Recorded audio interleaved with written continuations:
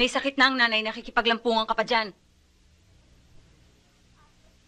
Ate, Pasalamat ka tulang nangyari sa nanay. Kung hindi, ako mismo ang papatay sa'yo.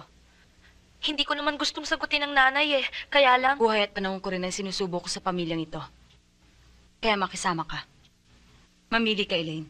Ang pananagutan mo sa ating mga magulang o ang iyong kargo di konsensya.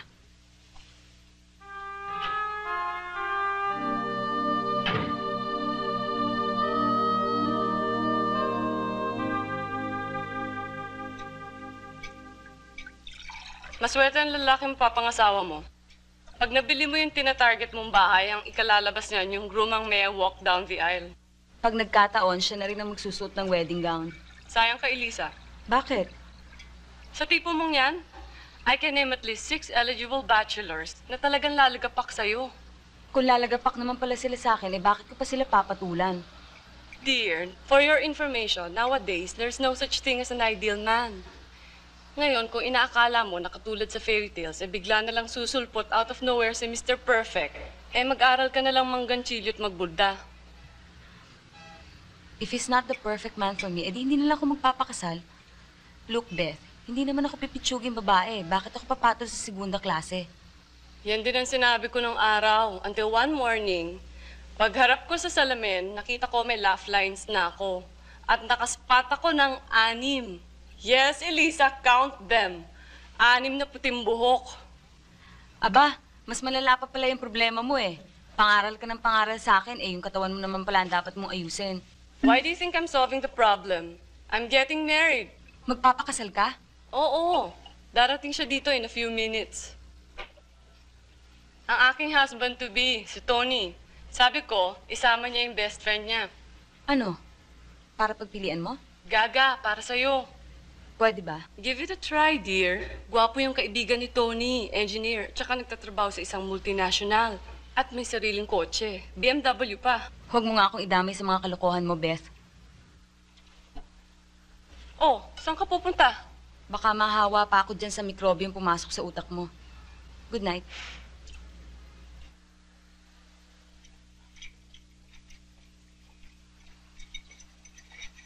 Tay, nasabi niyo na ba ho kay Ate Elisa yung tungkol sa pagtatrabaho ko? Alam mo, masyadong mainitin ang ulo ng ate mo ngayon eh. Kunda kasi yung mga inaasikaso niyang mga koneksyones sa mga department store sa Amerika. Tay, gawan niyo naman ho ng paraan para naman ho, kausapin niyo na ho. Bayan mo, anak, kumukuha lang ako ng buwelo. O, ayan na, Itay, sabihin niyo na. Akong bahala. Baka mamaya mainit na naman ang ulo niyan eh. Sige na, Itay. Timing lang yan. Tay, ah. Itay! Tay! Kumagat na ang mga kano. Nabenta ko na ho mga designs ng bags natin. Makakapag-export na tayo sa Amerika, Tay. Dollars to! Dollars! Salamat naman. Makakaahon-ahon na rin tayo. Sige anak, magpahinga ka na muna. Opa. Ako na, Elaine. Hello? Wala dito si Elaine. At isa pa, hindi siya tumatanggap ng tawag kahit kanino. Kaya huwag ka nagtatawag dito. Elaine!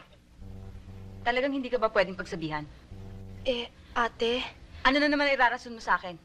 Bakit ka pa tinatawagan ng lalaking yan? Ano ba ang pinakain niya sa'yo at hindi ka mapakali sa kanya? Elaine, gamitin mo yung kokote mo, ha? Abay, ako'y halos magtatibi na sa pagpupuyat para lamang medyo makagaanggang ang pamumuhay natin. Pero ikaw, wala ka nang inisip kundi ang lalaki mo. Maramot kang tao. Maramot! ate, wala naman kaming ginagawang masama eh. At ipinagmamalaki mo pa mo? Anong gusto mo? Maparis ka dyan sa ibang babae? Nagpakaulol sa lalaki?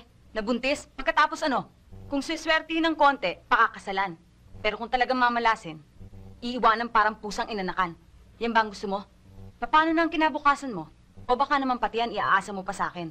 Huwag mo akong daanin sa iyak. Mula pa nung araw, wala ka nang ginawa kundi umiyak. Mag-isip ka. Gamitin mo yung katiting mong utak.